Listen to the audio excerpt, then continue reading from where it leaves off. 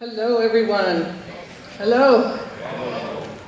This is fun for me. It's my first visit to Palm Springs Air Museum, so I was so thrilled to find out many months ago that they were going to honor my dad and that I would get to come down here for it last night. And my daughter Jennifer was with me. She's Robin's only grandchild. And we had a whale of a time last night. It was really, really fun. What an amazing place. All of you who live near here are so lucky to have this museum. And I'm looking forward to coming back and really looking at it in depth. Okay, I'm going to tell you the story of, sorry, I have to put my glasses on. How many of you are legally blind like me now? Oh, this is up, that's down. I'm going to tell you the story of a boy who loved to fly. And as many of you in here are pilots, or were pilots, or who love pilots, or who just love airplanes, a lot of your love for airplanes and aviation starts with your parents, or an uncle, or a close friend. And my dad was no different, but his big influence was his father, Robert Olds. And Robert was a major general at the time of his death in 1943. 46 years old. So I'm going to tell you a little bit about Robert right now because I'm working on his biography right now. Excuse me. All right, there's young Robert. He got his pilot wings in 1916, became an instructor pilot right away and went off to World War I, to Issoudun in France, where he was the instructor for all the pilots that were coming over and flying in World War I. Right after the war, he came back. Hang on. Oh, actually, that's his pilot class when he was learning to fly. There he is sitting in the middle on the ground.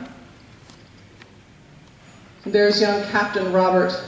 So when he got back from World War I, he went to work in the War Office in Washington, D.C. for Billy Mitchell. All of you know that name. And he was Billy Mitchell's aide all the way through the court-martials, too. But Robert became very affected and influenced by Billy Mitchell's passion for getting air power recognized by our government, because the Army and the Navy were really fighting against it at that time, saying it was ridiculous to create a corps of airplanes. But Robert was part of that whole group. They called them the Bomber Mafia in the beginning, that really pushed air power. He became the very first commander of the very first squadron of B-17s. Took the first one in delivery from Boeing, and then 12 more flew out to Langley in Virginia, where he lived for 13 years, commanding this wing. He flew these B-17s back and forth across the country and down to South America on goodwill tours, and flew them just everywhere to increase the public knowledge and appreciation for these amazing aircraft that would be very, very helpful in long-distance warfare. This was his supposed personal B-17, number 10. Beautiful machine. And there he is in the lead flying over Manhattan during the exposition there, and I believe it was 1937 or very early 1938. Now Hollywood, oh, here we go. This is great. There were cartoons. I don't know if all of you remember all the wonderful comics that came with the Sunday paper. I certainly do. I love them. And this was written about Robert's exploits, and you can't really see it, but up in the red, up in the left corner, the writer of this is Captain Eddie Rickenbacker. So Hollywood got hold of the idea of making a movie about these B-17s, and the director came out to Langley and asked Robert to fly the squadron across country, and if he would be the one leading all the flying scenes for the movie. And they came out, the entire squadron came out here and landed at March, and test pilot was made with Clark Gable, Myrna Loy, and Spencer Tracy in 1938. And there he is receiving a medal for his flight, one of the flights he did down to South America. And he became the head of the 2nd Air Force, and responsible for getting all the airplanes over to Europe that were being built in our country, first starting to get them to the Brits, and then all over the world. He was actually the very first person who had the idea that women should fly these big aircraft. And he worked with Nancy Love. This was before Jackie Cochran got in the act, and they established an aviation corps of women pilots, and then that was blended together with Jackie Cochran's group. So Robert was head of the 2nd Air Force and got heart disease. Like all of the guys there, Hap Arnold had a massive heart attack 2 weeks after Robert had his. And he unfortunately passed away at the age of 46 and a Major General. It was a month before my dad graduated from West Point, and he dedicated his commission to his father. There was a ship, a Liberty ship named the Major General Robert Olds that sailed in the Pacific during the rest of the war. It was a repairing aircraft. And there's young Robin. He was born in Hawaii in 1922 at Luke Field when his father was stationed at Pearl Harbor.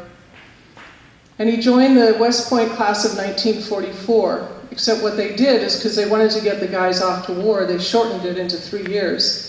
So it really was the class of 1943, remember?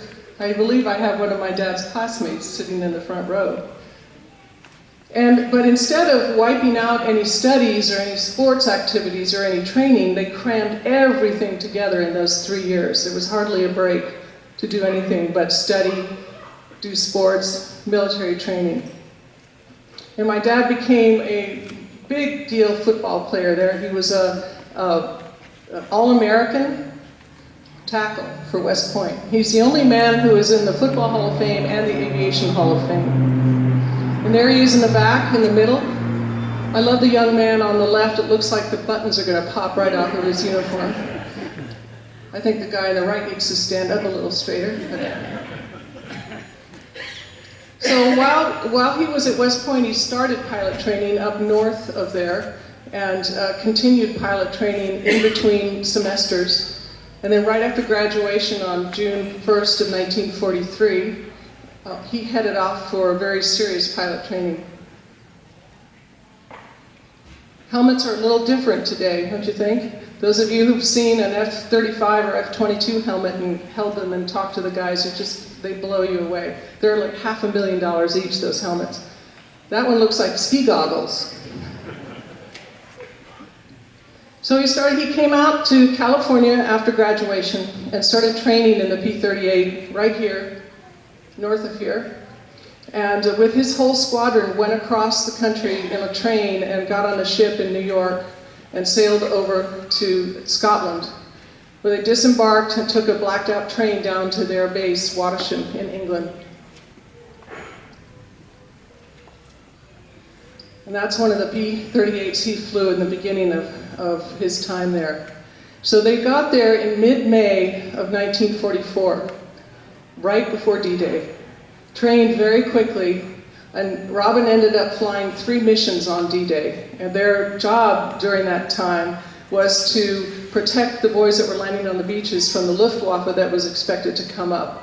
But the Luftwaffe never came up that day. And my dad said it tortured him for years, that if they had decided to break some rules and disobey orders, that they could have taken out a lot of the machine gun nests that were on the top of the cliffs. But they obeyed orders.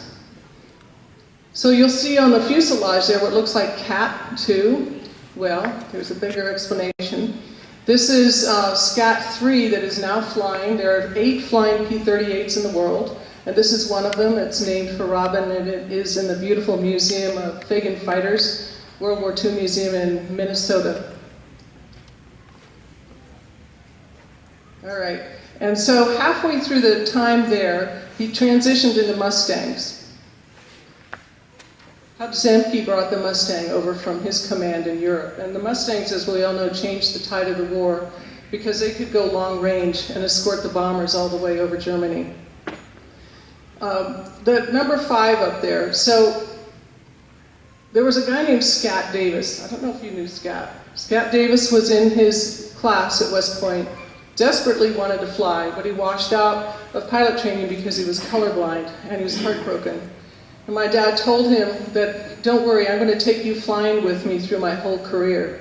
So he named every one of his aircraft Scat, from Scat 1 all the way up to Scat 27, which is the F-4 that sits in the Dayton Museum in the Air Force Museum. It's a beautiful exhibit. So they transitioned into the Mustangs. Now Daddy had become the first ace of the group in a P-38. He ended up shooting down 13 German aircraft and destroying another 12 on the ground during his time there. And there he is leaning on Scat 5. There are very few photographs of him actually with his Mustangs or with the P-38s during World War II, but this one I really love. It was taken from the cockpit of a P-17 he was accompanying. And there he is sitting on Scat 7. Now the wonderful thing is Scat 7 is still flying. It is owned by a Belgian industrialist in Belgium who takes beautiful care of it. They turned it into a trainer before it was, when it was refurbished here in the States. And I've actually had a ride in Scat 7, as has my daughter. And that was a very emotional day, flying in that aircraft over the same lands in Belgium and Germany that my dad had flown over. There he is climbing into the cockpit. And another shot of him in the cockpit. He loved that Mustang. And there's another Mustang named after him. This isn't the original Scat 6, but this is a beauty. This lives in Louisiana, and it appears at air shows all over the place. And there is Scat 7. That was actually on the day that my daughter and I got to fly in the back. That was 2 years ago, a year and a half ago. I'm actually headed over to Normandy in May to accompany Scat 7 down to Germany, where they're going to land it at Spangdahlem Air Base and let it fly with the F-16s. And then we're going to go back up to Normandy and up to Duxford and do the whole flyover over Normandy. So halfway through his time there, his squadron commander got shot down. And Robin became the squadron commander. He's there in the middle. He was a major and 22 years old. Barely 22. 25 pilots went over together in that squadron and only 9 came home. And there's young Major Robin Olds. So when the war ended, he came back stateside, and his first assignment was as assistant football coach at West Point. And he thought, who the hell had a sense of humor like that? I need to fly. I don't want to play football and be a scout. But he did it, I think, for about one semester, and then got himself down to the Pentagon, pulled as many strings as he could, and said, I want to fly the new jets. Get me out of here. I should not be a football coach. So off he went across country to March, where the P-80 was starting to fly, the shooting star. And you'll see Scat 10 scrawled on the fuselage there. Well, this was just around the time when the thought of a real Air Force was really getting going. And the powers that be said, you may not paint any more nose art, you may not write any more names on aircraft, stop it. And so my dad said, okay, we won't paint anything, so he drew it with permanent markers there and ink. Every aircraft he had, he did that. He always found a way. And so he formed a team that flew these P-80s back and forth across the country. They would barnstorm, and of course these were the first jets. So if you're on a farm in Nebraska and you hear this noise, kind of like the Lear coming in, and you look up, there are these 4 aircraft that you've never seen before or heard of before, roaring overhead, and they landed at the local little tiny airfields. And they jump out and sign autographs, and then jump back in and head off to the next place. He had a great time. And that's with his group. This is really the genesis of the Thunderbirds right here. This is our first aerobatic team, demonstration team. And I love this photo. It looks very posed, but it isn't. He said we were all trying to decide if we could make it to Washington, D.C. in time for lunch. Because if we did, then we could turn around and be back in California in time for dinner or something like that. They were planning out their day. So my dad was an absolutely stunning, handsome man. 6'2", very graceful, very athletic, deep voice, very charismatic. And when he walked into a room, all the heads turned. Even when he was 85 years old, he turned heads. And the first line around him, the first circle around him was always women. and there are guys standing behind that first circle trying to talk to him and get his attention. He was such a charmer, such a wonderful man. And so right now I'm actually working on a screenplay with a producer in Hollywood. The wheels turn very slowly there. We don't know what's going to happen. It's very hopeful, but part of the problem is he said, who on earth would play your dad? Well, I have no idea. I have no idea. A young George C. Scott could do it, but he's not with us anymore. We don't really know who could play that role, but we're going to start looking.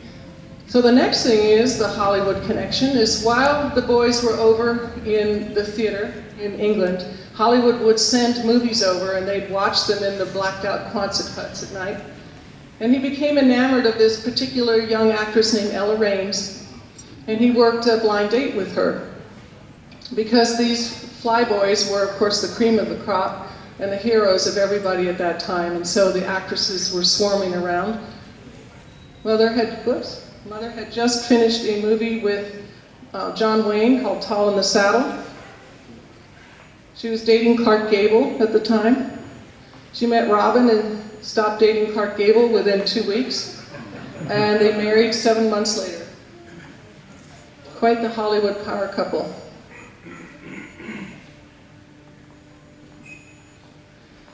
And before they married, Robin said, now Ella, I have to warn you, I am a fighter pilot.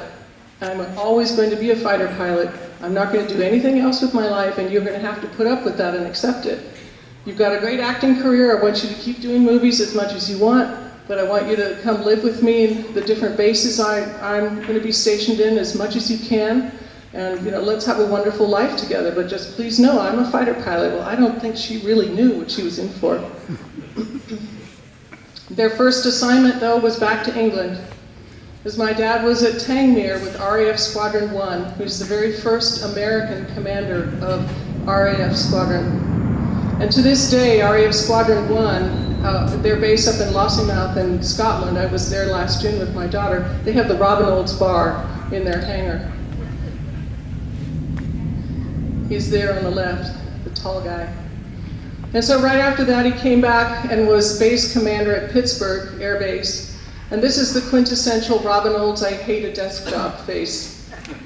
Oh my God, that poor guy. All he wanted to do was fly, but he had to go into management at this point. My mother was living with us in New York City, working on a TV show there, one of the first TV shows. And he'd fly home every weekend. But he used to just fuss and fume about having to fill out reports, because that's what his whole job was. His commander said, you were going to report on everything happening on the base every single day and turn in those reports. And my dad said, well, nothing's happening. What do you want me to say? It doesn't matter, just everything, you've got to go through the base and report. And so that piece of paper right there, I still have that piece of paper, and it's a legal pad. And so what he did was he reported everything. 0400, mouse ran across the floor. 0405, another mouse, time to find mouse traps. 0410, looking for mouse traps. 0415, should not have opened Tommy's lower drawer. Setting mouse traps, and then he reported as each one was set off, and each one was set off. And he filled pages and pages of minutia like that and turned them in. Of course, it infuriated the commander, but what could he do? He was doing what he was told. There's a senior here from the Air Force Academy, and so my dad's so legendary there that I'm sure you've learned a few tricks. This is one of them. So there we were, I'm the one with the hair, and my mother suffered from that disease of women in the 1950s that insisted on dressing their children just like themselves. We had so many little outfits that matched our mothers. So right after that, we were sent to North Africa, to Tripoli, the Wheelus Air Base, where he was in charge of creating a gunnery range out in the desert that became the focal point for all the pilots stationed in Europe to go down and fly over the desert and practice target shooting. And that's another shot of that. I don't have many from this era. A couple of scrapbooks were lost a while ago. And I have no idea what he's doing there. And every time I do these shows, I keep hoping someone in the audience will tell me what he was doing. Well, I do know he formed a car club down there. He had a Porsche that he bought in Germany, and made a track out in the desert and invited people to come race. He also started a football team, and the pilots would come scrimmage against each other every 2 weeks. And right after that, dun, dun, dun, dun. This is my dad's drawing. Those of you who have been stationed at the Pentagon can probably relate to how he felt. So off we came back to Washington, D.C., where he went into the Pentagon in 1958 through 1962, which also included a year at the War College. He was not a happy camper during this time. He was way down in the basement of the Pentagon, yet they were kind of grooming him for Joint Chiefs of Staff, so he was pulled into all kinds of high-level stuff. One of the things that my dad railed against during his time, and I was just old enough then to start listening to what he was saying, was that nuclear weapons. He hated nuclear weapons. He hated the whole idea of it. The Cold War was going on. He just thought that was the stupidest idea anyone had had, and was really sad and mad that we had had to resort to developing nuclear weapons, which came into play later for me when I was writing the book. So during that time, he did everything he could to blow off steam. He played squash at the Pentagon every day. We sailed on the Chesapeake. We rode horses out in Wyoming. We skied in Idaho. He stayed very, very active, working off his frustration. But right at the end of that time, he got orders at the end of 1962 to go back to England and become the wing commander of Bentwaters Air Force Base, the 81st Tactical Fighter Wing. Air bases, Bentwaters and Woodbridge were twin bases together. And people have asked me, what was the thing that surprised me the most when I was researching writing his book? And it was this time. Because when we got there, I was 11, 12, and 13, the Beatles were happening. My sister and I were absolutely crazy about the Beatles. So we didn't really pay any attention to what was going on, except we knew that every time we walked around the base with our dad, we'd get saluted. All these people would salute. And so I thought, well, he must be pretty important. We had a house down at the end of the street. Right across the street from us lived Chappie James, who was my dad's vice wing commander at Bentwaters. And so right around this time, Vietnam was heating up, and Robin was told that he was going to become a brigadier general, get his first star, and he wasn't going to fly anymore. Whoa, that went over really well. So he said, no, I'm going to fly, send me back to combat. I really want to go to Vietnam. Let me go be a combat pilot again. No, sir, you're going to get your star and you're not going to fly anymore. So he decided, what am I going to do about this? So he got his 3 favorite pilots together, and in the 101, they would go off the coast of England and practice maneuvers, aerobatics. The 101, the Voodoo, are not really designed to be aerobatically wonderful, but they decided they were going to put on an air show during the open house at the base. And I was on the ground that day, and I will never forget that. These guys, so there's the 101 cleverly disguised over the landscape in England. There are actually 5 in the air. This was the open house that day. Here they are above. And those 4 aircraft came screaming across the runway. They came from different angles. They did bombers. They came in inverted. They broke windows everywhere. Cows fell over. People ran. We were loving it on the airfield. But the commander did not like that, the commanding general. And the next day he hauled Robin into his office and he said, I'm going to make sure you never become a general. And he ripped up his promotion papers in front of him. And he said, and you are exactly the kind of disreputable officer we're just going to ship off to Southeast Asia. And my dad said, yes, sir, thank you, sir. And walked out. Don't do this at home. It's going to be weird. So that's how he got to Vietnam. Now they had to punish him for a year. They sent him to the 9th Air Force down at Shaw Air Force Base, South Carolina. But also during that year, he trained in the F-4, came out to Davis-Monthan and learned how to fly the F-4. So he arrived at Ubon in Thailand in late September of 1966 to a very demoralized group of pilots. The losses were tremendous at that point. 105s were being shot down right and left. B-52s were being shot down. The F-4s were even getting shot down. All the sorties were being planned on desks in Washington, D.C., not planned by the commanders there, but telex to them. Everybody was squabbling. The bases, Karat and Uban and Da Nang, were all squabbling with each other. There was no teamwork happening. Morale was tremendously low. So when this grizzled old fighter pilot, who right now there was 46 years old, walked to the head of the pilots gathered for the first briefing in the morning and strode up to the front in his flight suit and turned around and stared at them. He had this Robin Hood stare. He would just get eyes locked with somebody in the room. And then he said, "I am here to lead you over North Vietnam.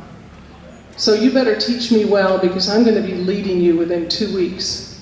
And one young guy halfway back just slumped over and said, "Yeah, right." And Robin looked at him and said, "You are going to be my wingman." And that guy ended up being his wingman through the rest of the time. So the first thing that happened was he knew he had to get tactics groups together, to get the pilots to meet each other. And the very first meeting was at Ubon, and pilots came from all over Southeast Asia. And the very first day was exchanging information, maps and photographs and statistics and weather patterns and enemy patterns, and it was very, very businesslike. And then they all retreated to the officers' club that night, and for the next 2 days it was sports. It was tricycle races, lassoing elephants, mud wrestling, three-legged races, a lot of drinking. But by the end of those 3 days, all those pilots knew each other, loved each other, and became a team. And there is Chappie James, who came over to be his vice wing commander after Bentwaters, beside him in Vietnam. And Chappie was a wonderful guy. Oh my gosh, what a big booming voice, just such a people person. And of course, he was our first black 4-star general. It's a very, very big deal. And these two very proudly called themselves Black Man and Robin. They loved it. And to this day, people will come up and talk to me about Chappie. And I have such great memories of him, and I know his son, Danny James. And these two were just it's like a perfect match at the base. Chappie took care of the people problems and flew a bit, and Robin took care of the sky. And between the two of them, it was a very amazing time. So right around this time, Robin decided we've got to do something to get rid of the MiGs, because they're wiping us out. So he decided to disguise the F-4s as if they were 105s and change the armament, change the call sign, change the pattern in which they flew, and mimic what the 105s were doing every day. And of course, the missions being planned in Washington, D.C., it was like every day at 11 o'clock, four flights of 105s would take off and fly over North Vietnam. Well, do you think the North Vietnamese knew what was going on? Of course they did. So he worked in secret for about 2 weeks to develop a plan that was going to lure up the MiGs. And here he is planning what became known as Operation Bolo, with the commanders from around Southeast Asia. And the plan was to take 4 flights of 4 F-4s up over North Vietnam and lure the MiGs up. And it worked. January 2nd, 1967, they took off. At first the MiGs didn't come up, there was a big cloud cover, but then they came up, and within 10 minutes, this group shot down 7 MiGs, which at that time was a full third of the North Vietnamese Air Force. And a week later, they went up and got 3 more. So this is Robin taxiing in that's when he got his first MiG that day. Celebrating. And there's J.B. Stone, who was his wingman, and J.B. got his first MiG that day. J.B. is one of my great friends. He lives in San Antonio, Texas, and I see him a lot. He's such a great guy. So that day, January 3rd, the next day in Washington, D.C., was my first day back to school after Christmas break with my sister. And we walked out of our house to catch our bus that morning to find that our lawn was covered with reporters. And there was a very recognizable TV anchor right at the front of them who came up to me and stuck the microphone under my nose and said, "How do you feel about your father being a murderer?" That was a tenor of the times. Almost everyone in here will remember that very clearly. The anti-war sentiment was so huge. And of course the people, rightfully so, were angry, but they were blaming the military rather than blaming what was going on in Washington, D.C. These officers and guys on the ground were just doing what they were told to do. When my sister and I panicked, we didn't know if our dad was alive or dead or what had happened. My sister burst into tears. The bus driver came off the bus and pulled us onto the bus and took us to school, where we sat in the headmistress's office the rest of the day until we found out what was going on, that he was alive and it was okay. But it made the news all over the country. It still is known as the biggest aerial engagement of the Vietnam conflict. So there he is right after Bolo landing and talking to his general who had come up to be on the base to greet them. And JB had already changed into his black party suit, and Daddy was still in his very sweaty flight suit with his G suit on. 2 weeks after Bolo, my dad decided to start growing a mustache. And just like today, the rules are you may not grow a mustache that's going to come over your top lip or up past the edges of your mouth. You can't do it. And so Robin, of course, said, well, I'm going to. And he just kept growing it and growing it. Pretty soon, people were coming from Washington telling him, shave it off, you're a disgrace, you're a bad influence on the troops, how are they going to respect you? And Robin said, well, I don't know, I'm just growing my mustache. And he grew it, and he grew it, and he grew it.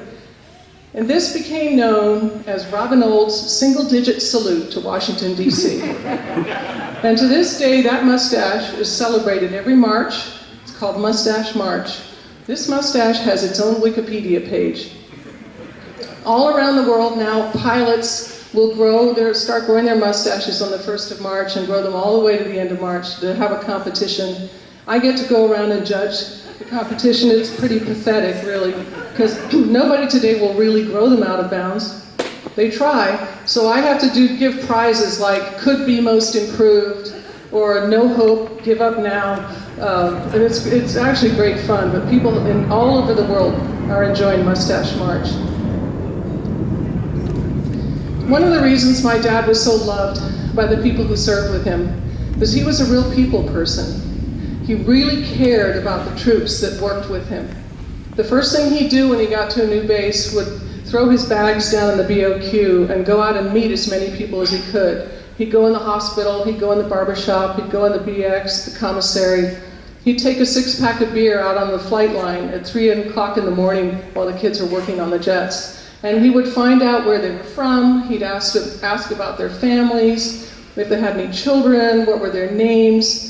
And he said, I've got your back. You don't need to go through any channels to tell me something that you want me to know. I have an open door policy. You come right to me. Any problems you have, any supplies you need, anything that's going wrong, please feel free, you can come right to me. And I just found out a year ago that also what he did is he wiped out ranks during that year he was there. So nobody had a rank. It was Tom and Joe and Steve and Greg. It was first name only on that base. It created such incredible teamwork. He was also a tremendous prankster. Oh my God.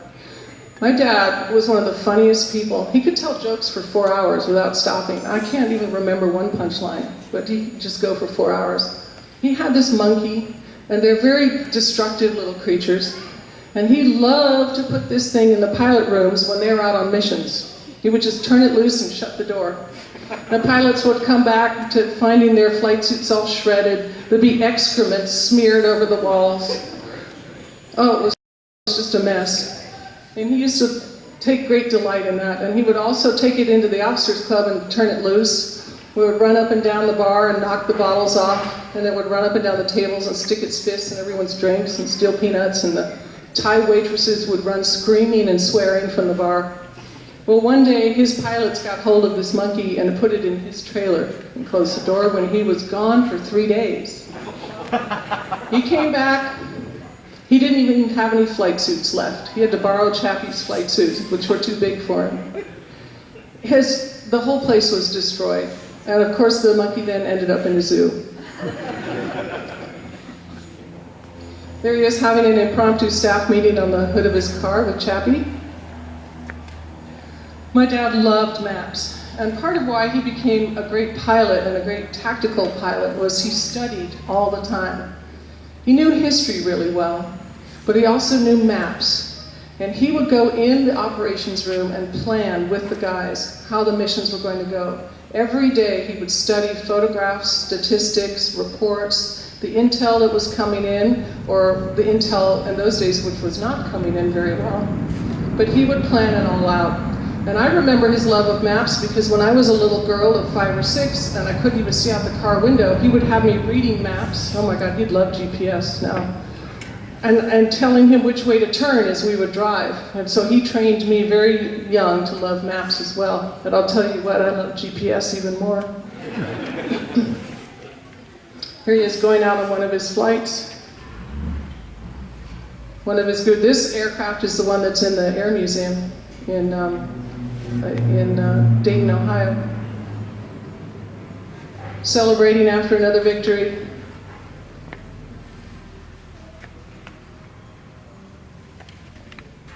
With one of his favorite, Steve Coker, one of his favorite guys. And the reporters were swarming the base all the time now because there was a bounty on his head of $25,000. And Washington said, if you get captured, it's all over. You may not fly anymore. You may not lead any more missions over North Vietnam. You stay on the ground. And Robin said, well, okay, I won't lead any more missions. So what did he do? He flew number 4.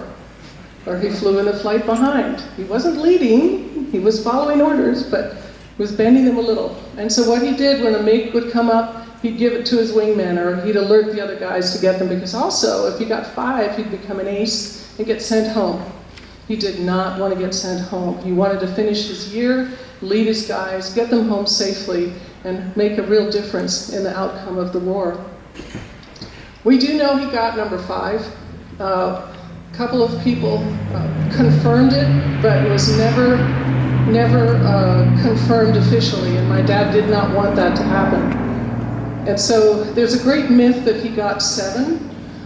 Somebody came up and said, I know he got 10. Well, I don't think really that could be true, because there are too many eyes and ears involved, and that would have become news after a while.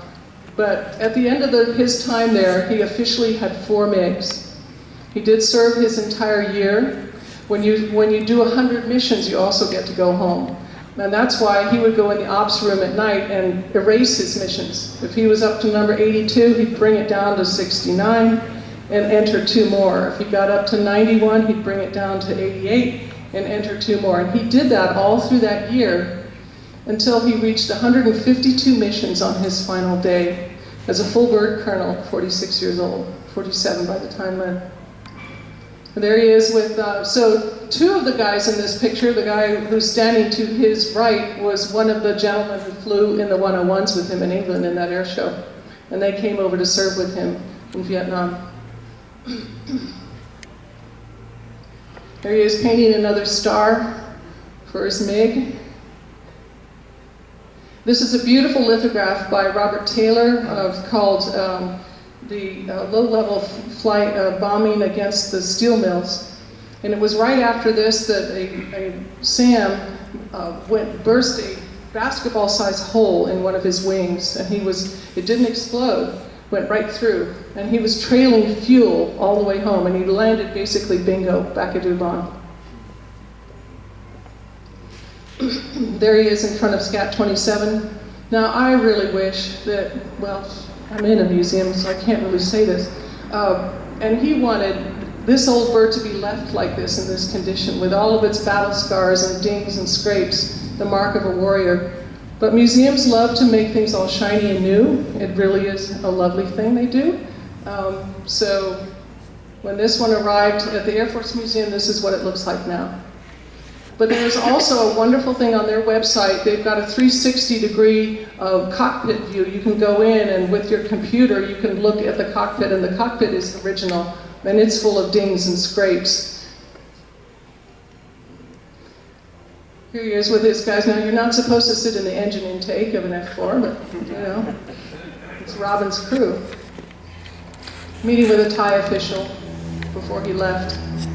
So his final day, his final mission, number 152, there were reporters and photographers everywhere recording this day. And I'm just going to let this series of photographs scroll by without saying anything, because the pictures tell 1,000 words, much more than I could. I can only imagine what was going through his head. He already knew at this point that he was going to be sent to be commandant of the Air Force Academy back in Colorado. What was an old combat pilot going to do as commandant of the Air Force Academy? So you can imagine what was going on in his mind.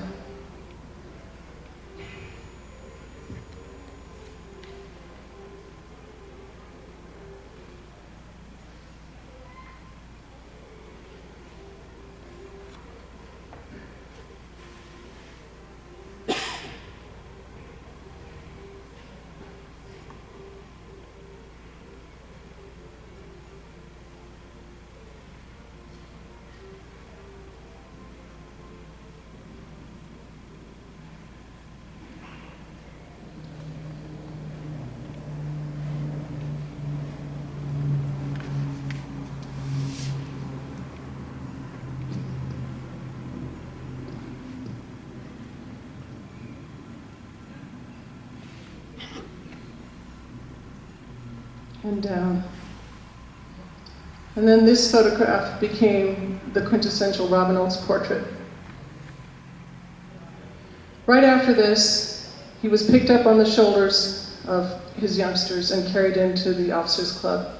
And that's why this photograph is on the cover of the book. He told me this was the proudest moment of his life, because it wasn't colonels and majors even that were carrying him. It was all the young lieutenants and captains that were carrying him in. And he told me, honey, I just hope no one could see the tears rolling down my face. Well, Bill Kirk, who was right behind the E down there in the lower right, told me we were all crying that day. Everyone was. They carried him into the officers' club, where ensued one whale of a party.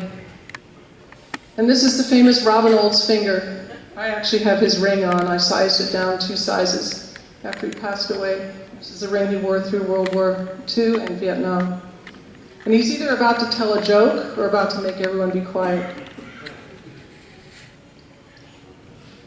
And he gave his last speech, his farewell speech, on the steps of the officers' club, and got ready to head home, say goodbye. As soon as he landed at Andrews Air Base, we were there to meet him. He had lost 40 pounds that year. He didn't have 40 pounds to lose. But he was hauled right off into the president's office, into the Oval Office, where LBJ sat him down and said, "So, Colonel, tell me how you think things are going over there." And my dad said, "Sir, with all due respect to you as my commander-in-chief, get us the hell out of this goddamn war." Johnson said, "Well, son, how do you expect me to do that?"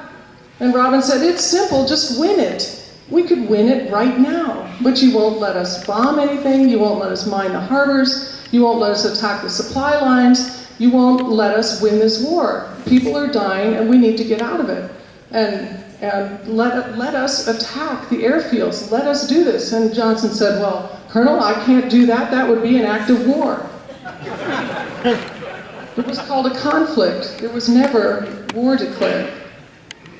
So frustrating. I mean, this was 1967, October of 67, and the war dragged on horribly for another 5 years.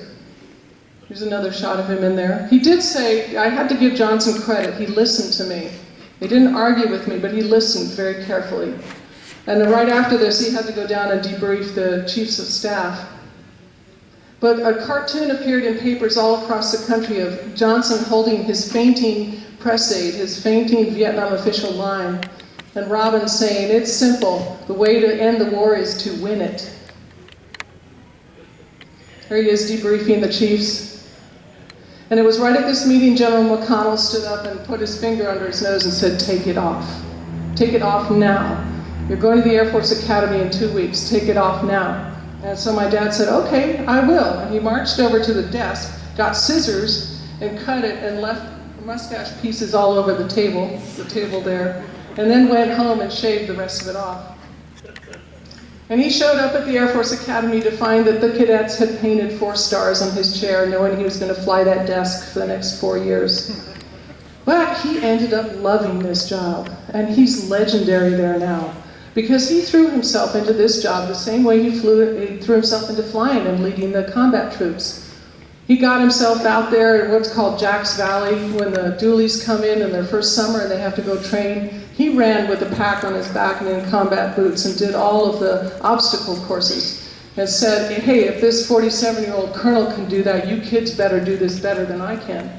We talk about the morale that must have engendered in them.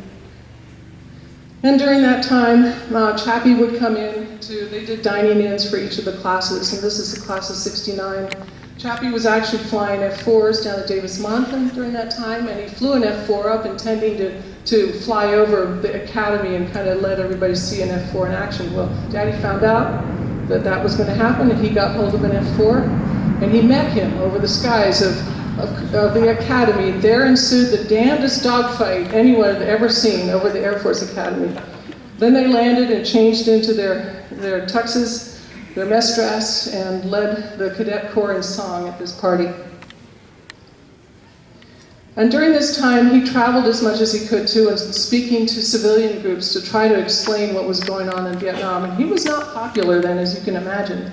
Nobody wanted to look at the government to blame anything. The military took the heat. He did the best he could to diffuse that, but it wasn't really successful. There was just too much anger in the country at that time. But he had to get his star as Commandant of Cadets, so there's his official Brigadier General portrait.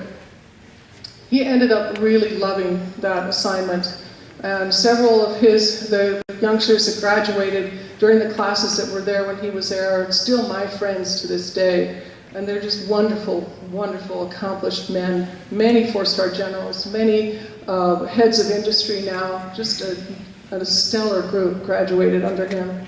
In fact, Sully Sullenberger, that's a great story. I met Sully 4 years ago at Oshkosh, and he came up to me and found me, and I said, Sully, you have no idea how many emails I got from people saying how proud my dad would have been of you. Sully was class of 72, I believe. And he said, no, Christina, your dad was my hero. He was why I was able to do what I did. Oh my God. We both stood there crying. And there's video proof of that. So he had a wonderful, almost 4 years there at the academy. And then Vietnam was still going on. This was 71. And he said, give me my wings back. Take this damn star away. Let me go back to Vietnam and lead our boys home safely. We've got to end this thing. Let me go back to combat. And he was told, no, in no uncertain terms, you are not going back to combat. You're going to be Inspector General of the Air Force. So he was stationed at San Bernardino up here for 2 years, and his job was to fly around the world inspecting the bases for safety issues. Well, his reports, I have them in a box at home, and they're so redacted. There's so many black lines through all of these comments that I'm wondering what's really under those black lines. Someday I just can imagine all these swear words. So he retired on June 1st, of 1973, exactly 30 years to the day he had graduated from West Point. And he headed off back into the mountains of Colorado, which he had fallen in love with during his academy years, and settled into Steamboat Springs, and he grew his mustache back.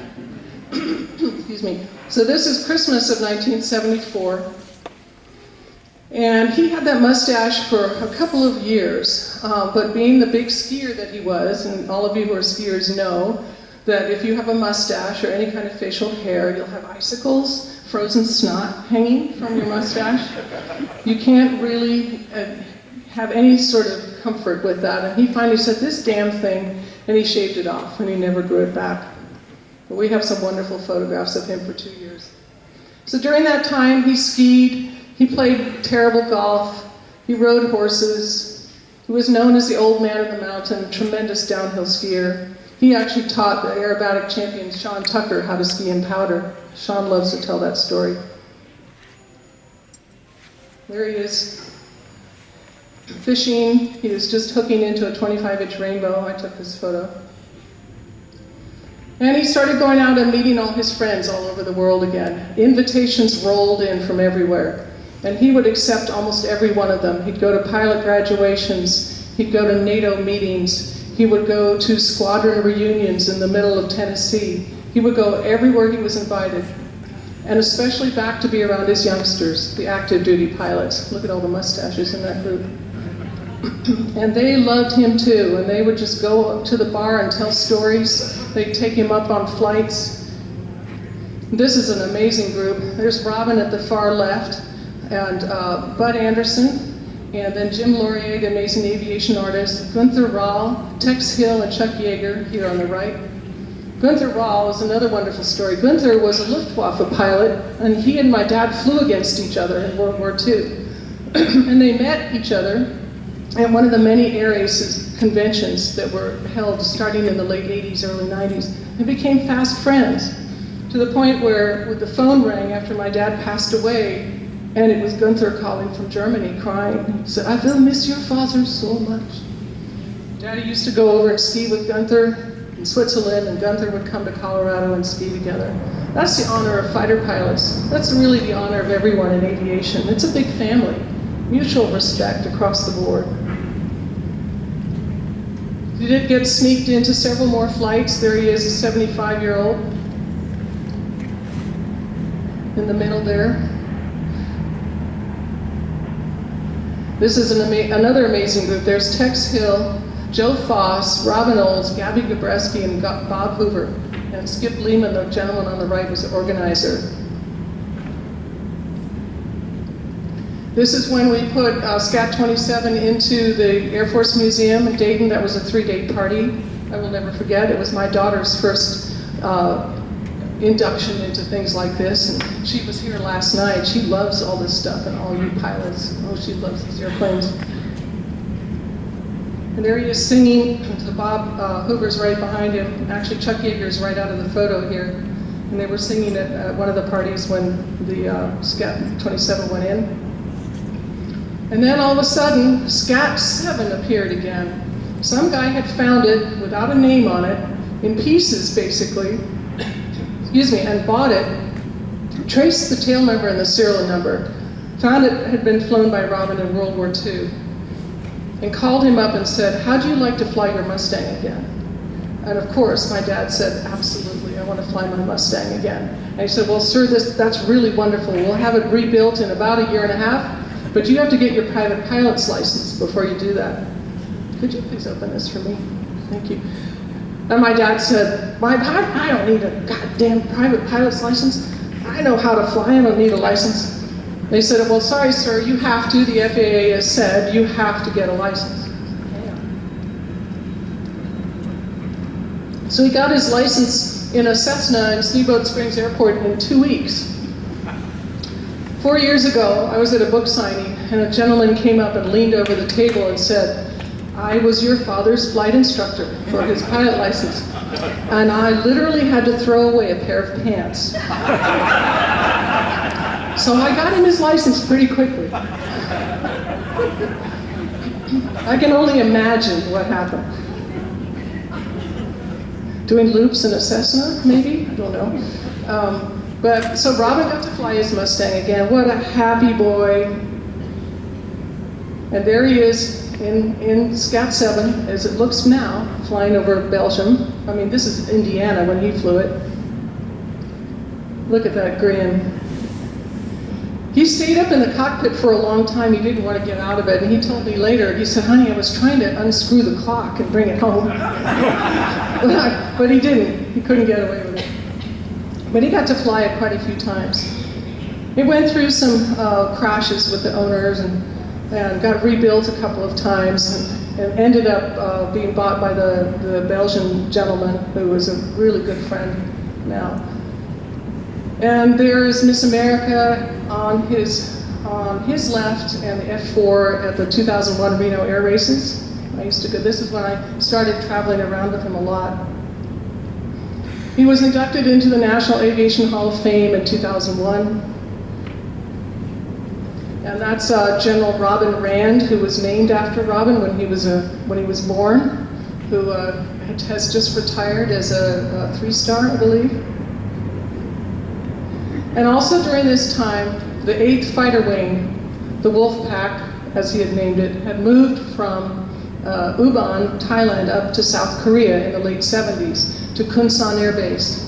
And that's where it is to this day. And Kunsan Air Base and Osan are the bases that have been at the forefront of protecting South Korea and the whole region from North Korea. So Daddy would go over and visit them every year. I had the great thrill of being invited in 2015, and I went back in 2017. This is the Robin Olds room. He's known as Wolf 1. Wolf 57 has just taken command. This is filled with memorabilia. Even his socks, his flight socks, are framed. There's a great story about that.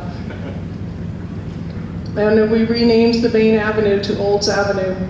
This entire base is the wolf pack, is his wolf pack. All the aircraft have the sign of the wolf and WP on their tails.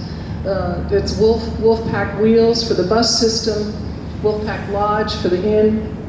And these F-16s were, loaded and ready with live nukes all the time, live bombs, just waiting to go for the word. And their motto there is, "Be ready to fight tonight." That's how they conducted themselves, training every single day to take the fight north if they needed to. Well, fortunately, things are really calming down now, and now the whole system is getting into peace mode, and what do we do with peacetime? They'll still be there for quite a while, though. It's still very unstable.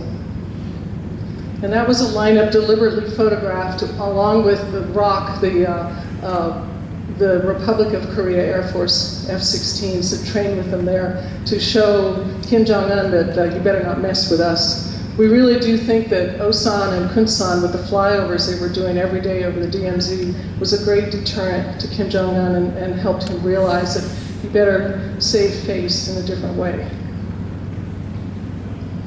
And so he continued to meet up with his buddies through the years. There's Tex Hill telling these crazy stories.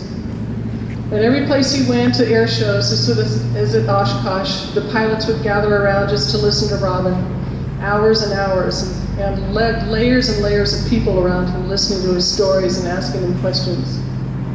He would sign lithographs that were put in front of him by other people. He never charged a dime for his autograph, always graciously signed anything.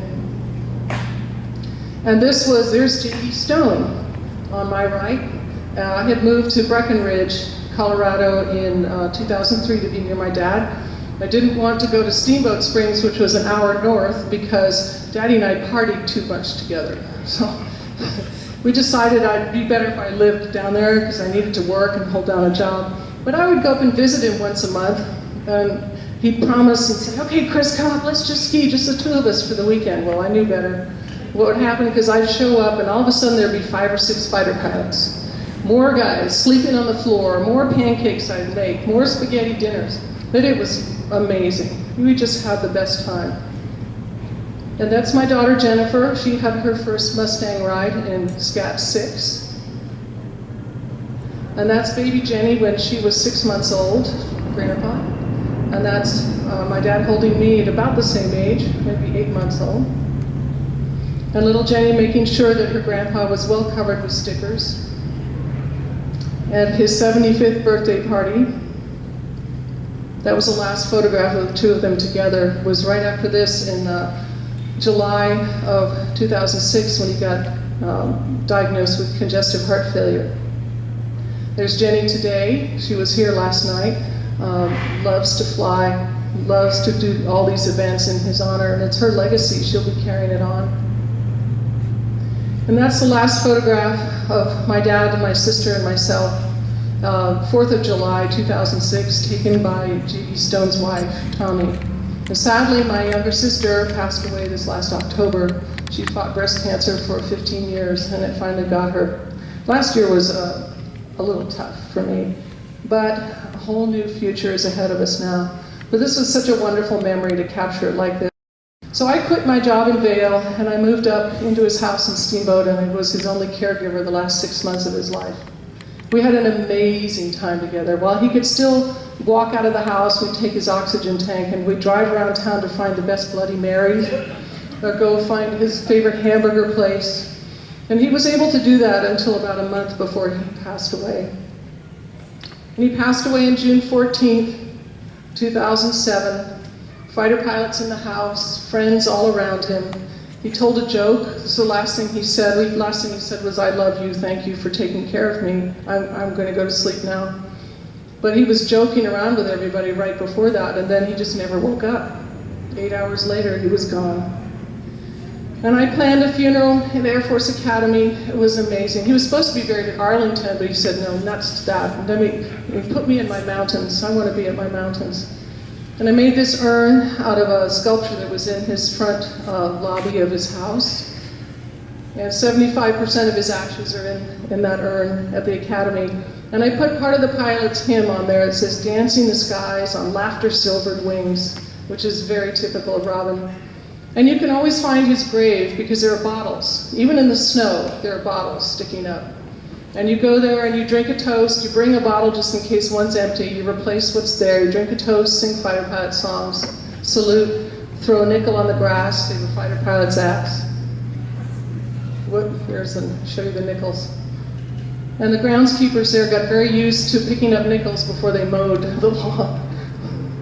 I think they have it organized now so there's an actual cup to receive the nickels so they don't end up in the grass. But I love it because people will send me photos all through the year of visiting the grave. We had a whale of a flyover that day. We had Mustangs. We had a MiG being chased by an F-4. We had the Colorado National Guard flying. And then this flight of 4 F-4s that came up from Holloman and Tyndall. And the lead pilot called me the day before and said, "Chris, I want to do something you're not supposed to do. Missing man formation number 3 takes off like this." He says, "I'm number 1 and I'm going to take off straight up." And when E.T. Murphy pulled straight up and disappeared into the sun, he just kept going and going. The guy behind me sobbed and said, "Lead is gone. My leader is gone." I settled into working on the book right after that, and I had held back about a fist size of my dad's ashes and had them in one of his golf gloves in a baggie. And this was in February of the following year. I was in the middle of writing the book. And he has an annual gathering there called Aspenosium of pilots that come with their wives and girlfriends to ski for a week. And we all went up on this great run that overlooked the whole Yampa Valley that my dad loved so much. And I trudged out to the end and dumped his ashes off the edge. And when I turned around, there were 80 pilots standing up at the top with saluting like that in their flight suits and their ski suits.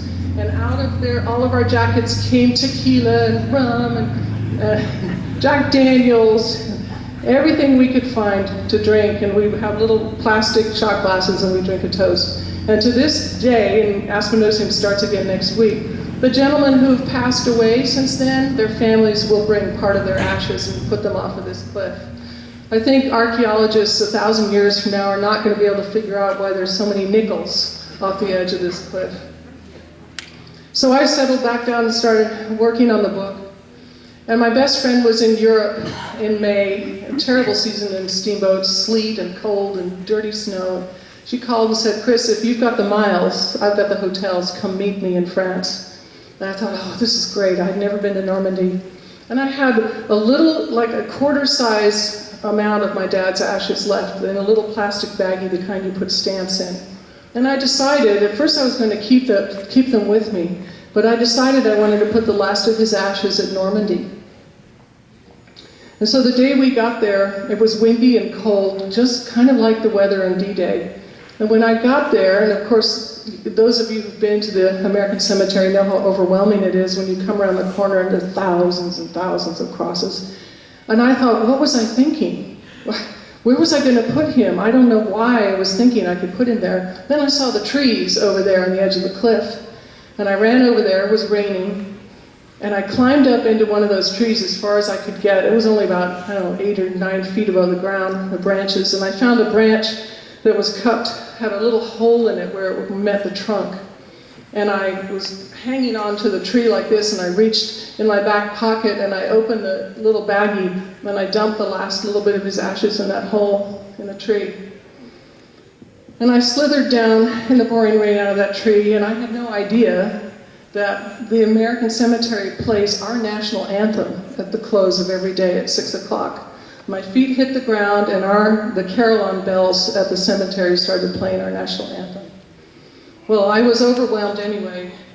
But a French groundskeeper came up in his golf cart that was covered with plastic and jumped out and said, "Madame, do you have a relative here?" And in my very broken French, I said, "No, mon père was an aviator. He flew over on D-Day." This guy threw himself down on the ground, on the sidewalk, in a puddle of the pouring rain, held both my hands and looked up at me and said, "Thank you, we never forget, we never forget."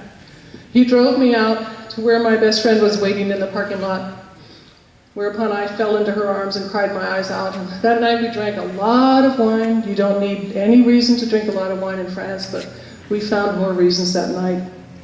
And the next day we continued on our trip to go see Mont Saint-Michel. And Mont Saint-Michel is out in the isthmus, and you park on the land side and you walk across this isthmus. And it was a very cold and clear, windy day. It wasn't raining, but it was very windy, the wind blowing from west to east across. And as we walked across this roadway to get to the mount, my shoelace came undone. I couldn't tell this story if I didn't have a witness. And I held onto my friend's arm and said, "Stop, I've got to tie my shoe." And I put my foot up on the low stone wall on the walkway there. And as I bent over to tie the shoe, I became aware out of the corner of my eye of this little plastic baggie coming out of my back pocket that still had just the dusting of the ashes. And I had wanted to take that home with me to keep it. And I yelled, "No!" And I reached for it and I missed it by about an inch. And I was yelling, "No, no." And my friend said, "No, wait, look, look, look." And we stood there and we watched as that little baggie with the last dusting of my dad's ashes took off across the beaches of Normandy in the wind. And we watched it flying and watched it flying until we couldn't see anymore. And I knew exactly who was in charge of that last flight. What a memory. So it's my great joy these days. I travel everywhere around the world and give speeches to our active duty youngsters. The F-35 squadrons, the F-22, the F-16, the F-15 Strike Eagle at bases everywhere. And I just want you guys to know we are in good hands. If you have any doubts about the young generation, just because we're all sort of entitled now and people are getting lazy, the kids in the military are doing a great job. They're gung-ho, they're dedicated, they're fine young men and women. And I know some hotshot female pilots now too. They are just fantastic humans. And when I stand up in front of 500 pilots in their flight suits and tell this story and I see them crying as they're standing there, I know that my dad is still flying with them. He's on their wing constantly, as he is in my heart constantly. And so it's my great honor to be able to carry on his story. I feel so blessed to be Robin Old's daughter. And I'm so thankful when groups like you come out and listen to me tell his story, because it's an important story to know. He is part of this iconic collection of amazing aircraft and memories and histories that are all around us. So thank you very much for listening to me. It's been my pleasure to speak to you. Thank you.